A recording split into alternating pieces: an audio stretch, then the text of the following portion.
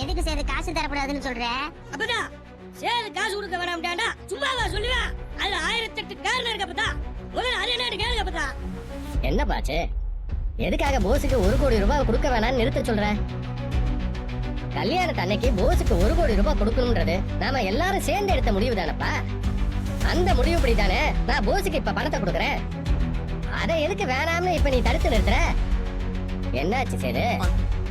மாத்து மருந்து கொண்டு வந்து உண்மையா பல பேரோட உயிரை காப்பாத்தினதை பாராட்டுற விதமா நீங்க 1 கோடி ரூபாய் கொடுக்கறதுல எனக்கு எந்த ஆட்சேபனையும் இல்ல. எனக்கு சந்தோஷம் தான்ப்பா.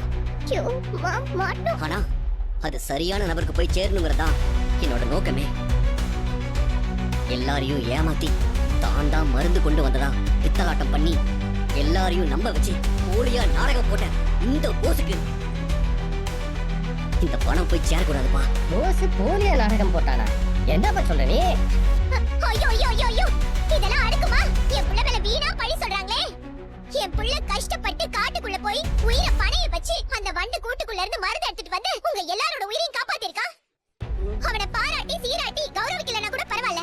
ஆனா அவனை இப்படி மனமேடையில நிக்க வச்சு இப்படி நாடகம் போட்டான்னு சொல்லி அவமானப்படுத்துறீங்களே, இதெல்லாம் அந்த கடவுளுக்கே அடுக்குமா?